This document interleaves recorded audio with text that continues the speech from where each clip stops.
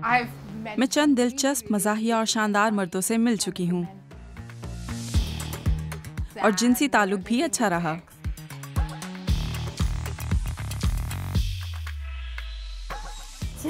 मेरे पास एक फहरिस्त है उन चीज़ों की जो मैं एक मर्द में देखती हूँ। ये 18 पॉइंट्स पर मुश्तमिल है।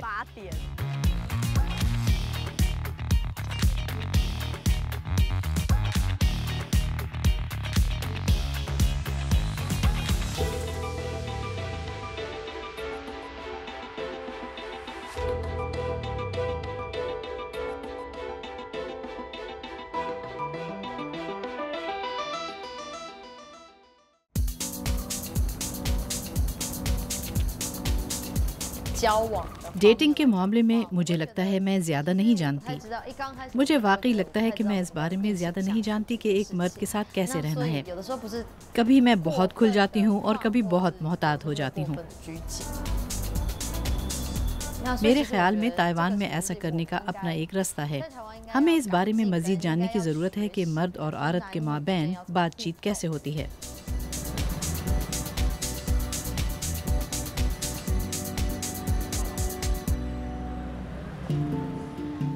मैं लॉ यिंग येन हूँ। मेरी उम्र 37 साल है। मैं ताइवान से हूँ और मैं सिंगल हूँ।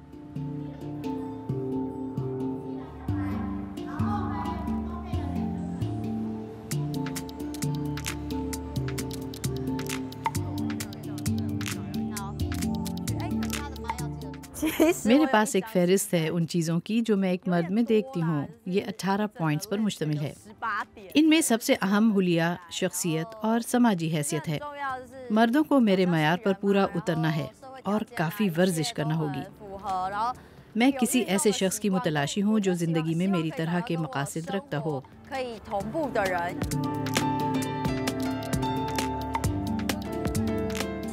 मैं यहाँ ज़्यादातर लड़कियों को देखती हूँ। मुझे नहीं मालूम क्यों, लेकिन लड़कियों की तादाद ज़्यादा है। मैंने मंदिर में एक आदमी को देखा।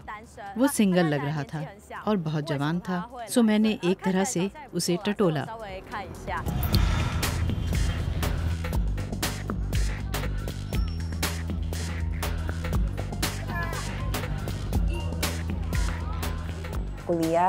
ज़्यादातर मर्द जिनसे मेरी कुर्बत होती है वो इंडोनेशिया से नहीं हैं।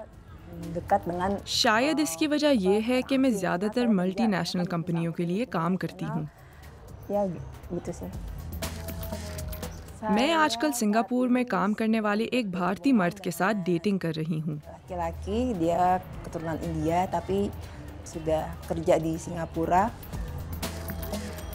मैं सारी मस्तार हूँ। मैं 44 बरस की हूँ और जकार्ता इंडोनेशिया से हूँ। बातचीत के लिए दुरुस्त वक्त का इंतखाब एक मसला है। आमतौर पर वो मुझे सुबह एक मैसेज भेजता है, फिर मैं उसका जवाब देती हूँ। हम काम ख़त्म होने के बाद या वीकेंड पर हफ्ते और इतवार के दिन वीडियो कॉल भी करते हैं।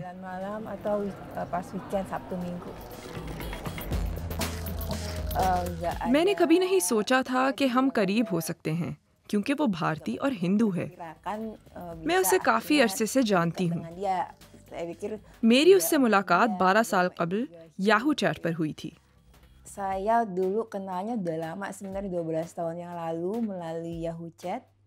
उसमें कुछ संजीदा नहीं था।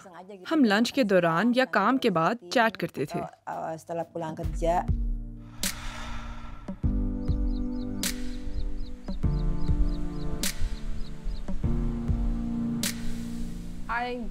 मैंने ये सोचते हुए परवरिश पाई थी कि मुझे इस मखसूस आदमी को तलाश करना है जिसके साथ मैं अपनी मर्जी का वक्त गुजार सकूं।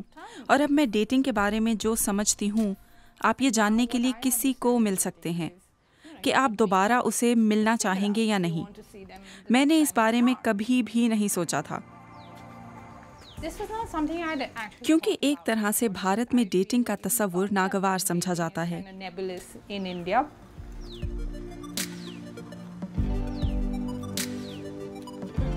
मैं इंदु हरी कुमार हूँ। मैं एक भारतीय आर्टिस्ट हूँ और 39 साल की हूँ। मैंने अपने फेसबुक पेज पर लोगों से उनके डेटिंग के तजर्बात के बारे में पूछना शुरू किया। ये एक जोड़ा था जिनकी मुलाकात एक बार में हुई और फिर उनकी आपस में अच्छी बन गई। वो बूसे के लिए जगह तलाश कर रहे थे। मुंबई के बहुत से लोग इस बात को समझ सकते हैं कि कुर्बत के लिए निजी जगह की अदम दस्तयाबी का क्या मतलब है।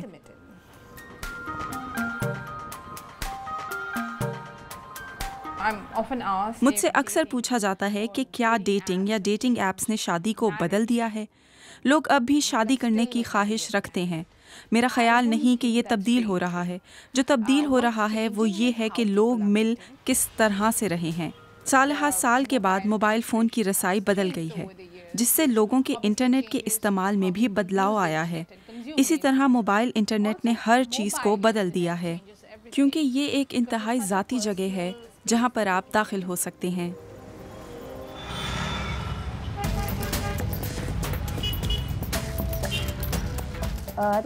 हो सकता है कि अब इंडोनेशिया में डेटिंग उस वक्त से मुख्तलिफ हो जब मैं 20 या 30 बरस की थी।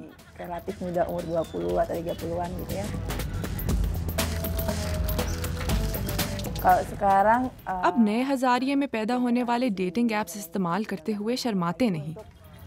pakai aplikasi dating ya sekarang.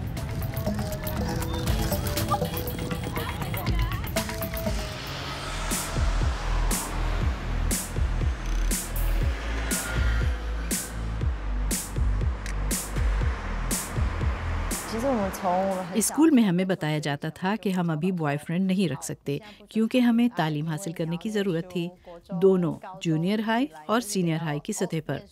लेकिन जब हम एक मर्तबा कॉलेज से ग्रेजुएशन कर लेते थे तो ये बिल्कुल उसके बरअक्स हो जाता था। लोग कहते थे कि अब तुम्हारे पास मुलाजमत है और ये शादी करने का सही वक्त है। मेरे ख्याल में ये पागलपन है। मेरे वालिदैन, ख़ास तौर पर मेरी वालदा, पूछती रहती थीं कि मैं कब शादी करूंगी या बॉयफ्रेंड बनाऊंगी।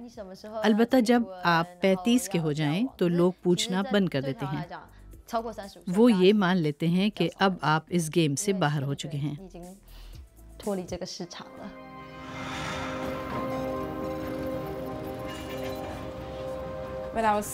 जब मैं 16 बरस की थी और स्कूल से निकलकर कॉलेज में दाखिल होने वाली थी, मेरे वालिद ने कहा, देखो, तुम जिससे चाहो शादी कर सकती हो या उसके साथ रह सकती हो।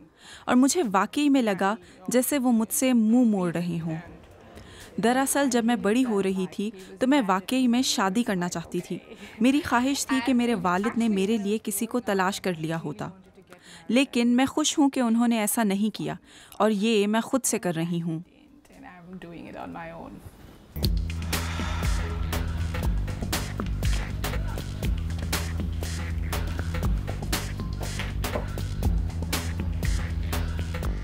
मेरी वालिदा ज़्यादा परेशान होती थीं। मेरी वालिदा का कहना था कि कोशिश करो कि तुम किसी गैर मुल्की या गैर मजहब के शख्स से शादी ना करना। लेकिन मेरी बहन ने उस पर समझौता किया और इस्लामी तरीके से शादी की।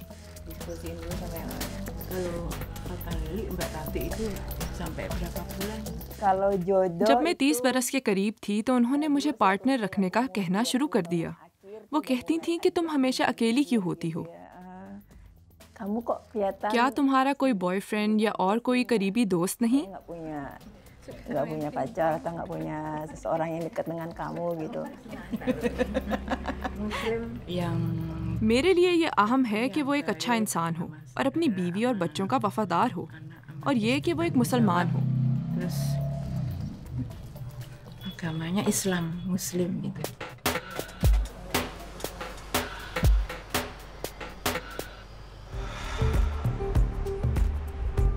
मेरी उम्र के ज़्यादातर लोगों की अपनी फैमिलीज़ हैं। उनकी शादी हो चुकी है और बच्चे भी हैं। वो छुट्टियों के दौरान अपने अहल खाना के साथ घर पर ठहरते हैं। ये वो वक्त होता है जब मैं बहुत तन्हाई महसूस करने लगती हूँ।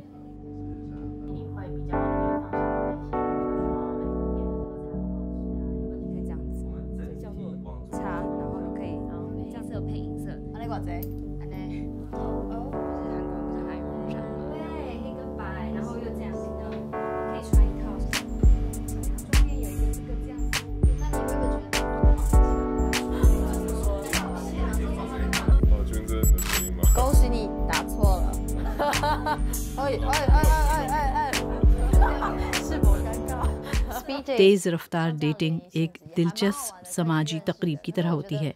आप वहाँ लोगों से मिल सकते हैं। मेरा ख्याल है कि मैं मज़ीद लोगों से मिलना चाहूँगी, सिर्फ फ़न के लिए।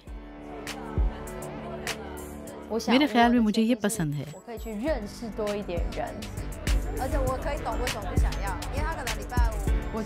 स्पीड डेट के दौरान आप किसी को जान नहीं सकते क्योंकि ये बहुत मुख्तसर होती है।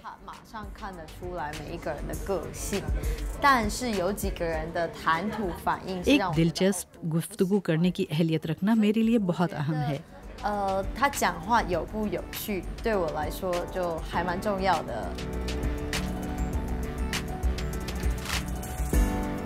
शायद मैं इसी तरह की तकरीब में किसी को ढूंढ सकूं, कोई ऐसा जिसके साथ मैं दुनिया घूम सकूं।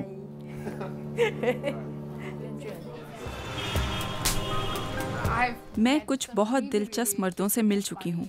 ऐसे मर्द जिन्होंने मुझसे अचानक ताल्लुक़ ख़त्म कर दिया और मेरे साथ भयानक सलूक किया, लेकिन उन्होंने मुझे बातें बताई, नई जगहें दिखाई, बहुत सी ज़बरदस्त चीज़ें भी की और अच्छा सेक्स भी किया।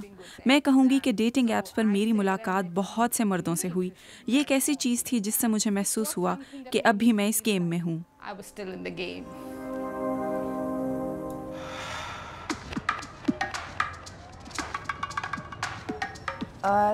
गुज़िश्ता 2 सालों में हम मज़ीद से मज़ीद संजीदा होते जा रहे हैं। ये शायद हमारी उम्रों की वजह से है। वो मुझसे 4 साल बड़ा है। मुझे मालूम है कि अगर हम शादी करने का फ़ैसला करते हैं तो मज़हब एक मसला होगा। मैंने इस बारे में एक मर्तबा उससे बात की। उसने कहा कि उसने इस्लाम के बारे में सीखना शुरू कर दिया है। Dia sudah mulai belajar Islam gitu. मैं चाहती हूँ कि हम दोनों का एक ही अकीदा हो। इंडोनेशियन हो या नहीं ये मसला नहीं। सबसे अहम बात यह है कि वो मेरा एहतराम करे, मुझसे मोहब्बत करे और उसकी हिस्से मज़ाह अच्छी हो। बस इतना ही चाहिए।